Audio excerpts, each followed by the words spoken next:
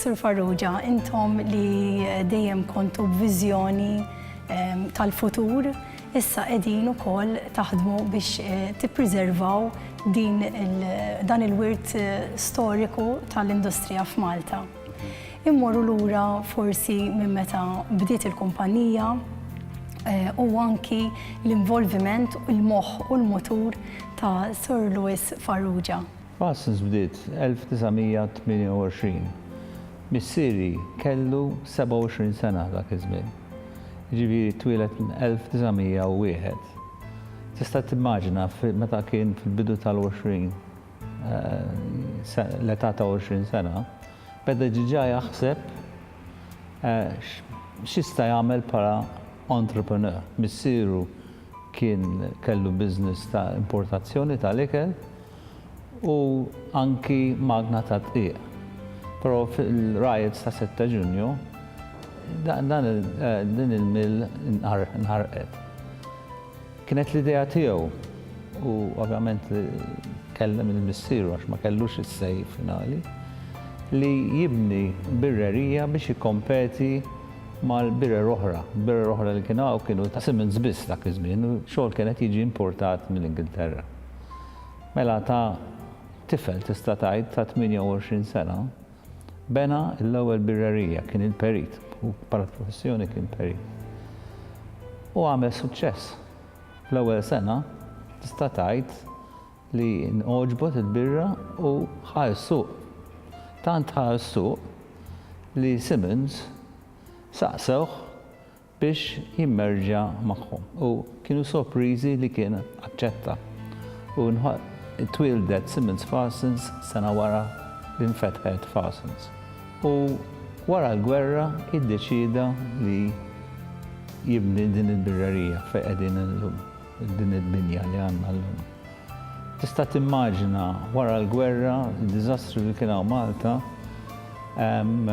kellu jmur Ingilterra għal 3 xhur biex jixtri l-makkinarju. Din il-birrerija nfetħet 1950 u minn birra biss ħanna fl-affarijiet oħra, minerali u bajna nispandu. Hawnhekk għandna dokument interessanti ħafna. Dan il-Farrugia & Sons kienu bdew billi xtraw l-ewwel kompressuri tas-CO2. Is-CO2 hija biex tagħti il-carbonation, il-birer u l-minerali. Fosthom insibu xi ritratti tal-istess kompressuri. Mill-CO2 Farsons imbagħad mar għall-birra u hawnhekk insibu leġer tal-bidu tal-birra ġewwa Farsons il-Ħamrun. Dan jmur lura l-1928 fejn insibu x-xiri ta' makkinarju, għandek anke l-ispejjeż tal-ilma, l-pagi, l-amara, l-bżonnijiet kollha li kien jirrikjedi għall-birrerija, għall-bidu tal-birrerija.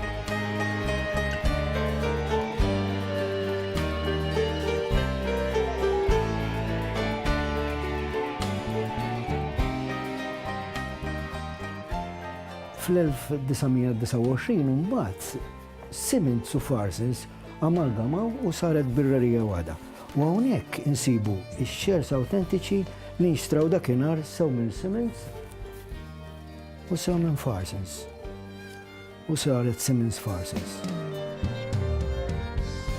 U l-aħħar dokument li preparajtilna ma jkienx jgħidilna. Dan huwa interessanti ħafna peress li issa mhux se nibqgħu Siemens Farsons biss. Dan jmur lejn l-aħħar tal-erbejnijiet meta naqdu Siemens Farsons u ċisk flimkien. U minn dakinhar kienet ittieħdet id-deċiżjoni li titla' birrerija ġdida.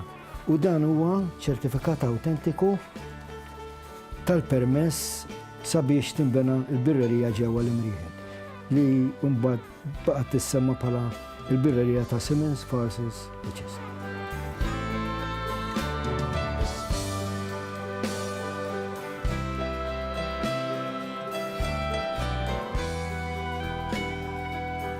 Naturalment il-pjan huwa li l-birrerija l-antika issa isservi bħala ċentru għal viżitaturi u anki tħaddan il-kollezzjoni kbira ta' memorabilia li għandkom miġbura f'dawn is-snin kollha. Li xtaqt insaqsik bħala proġett daħaltu imsieħba oħra magħkom, x'kienet l-idea? Daw l-aħħar sentej, meta konna nafu li għan nirreplacejaw il-Brewhouse Antika fejn għandna l-borom tal-bronz. Dejna ngħidu se nagħmlu din il-binja.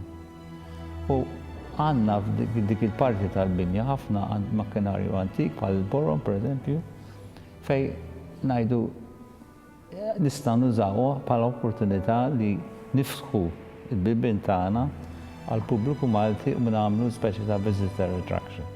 Stidinna laqdiet li huma interessati fil-wirt storiku industrijali ta' Malta, laqdiet bħal dinha ħelwa Heritage Malta u anki l-Fakultà ta' Ambjent Mibni tal-Università fej spjegajna x'huma intenzjonijiet tagħna u minn hemm dik l-idea li ngħinu kemm Heritage Malta u anki l-Fakultà ta' Ambjent Mibni billi nkomplu nollu l-awareness fuq il-wirt industrijali ta' Malta.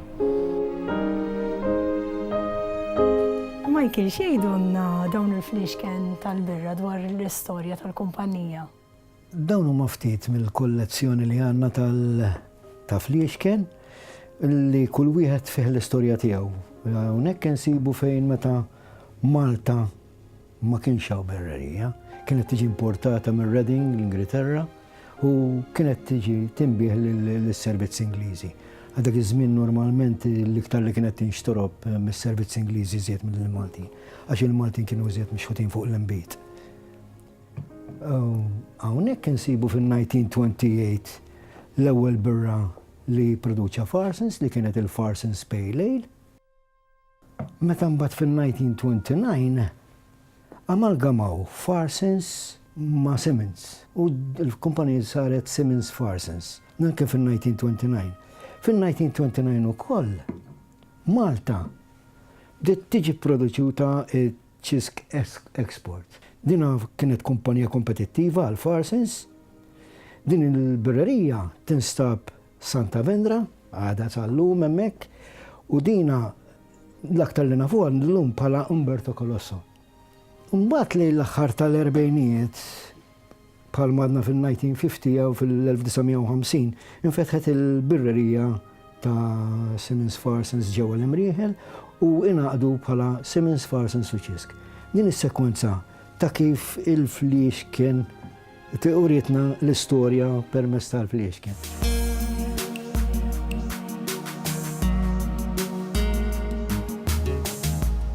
Michael, nafu li l-kumpanija kienet tingaġġa artisti prominenti morru lura fi żminijiet biex joħolqu tikketta jew anki xi materjal għar-riklami. Ija, dak iż-żmien kienu talbu s-servizz ta' Edward Caruana Dingley sabiex jagħmilhom l-ewwel tikketti.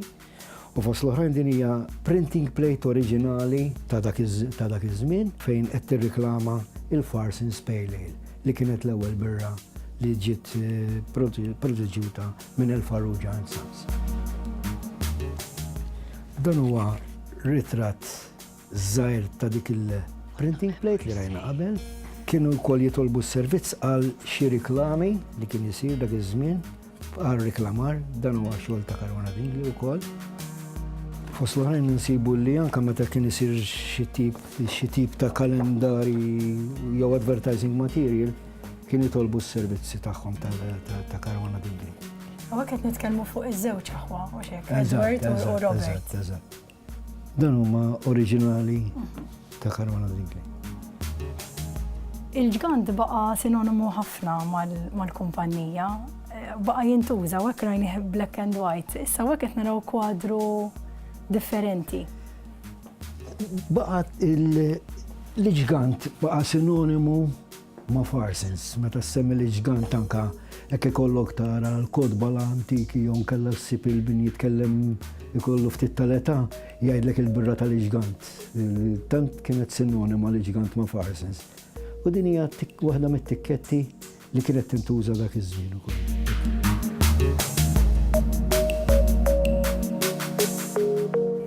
hekk il-qoddim xi ħsibiet iktar għandkom bħala kumpanija?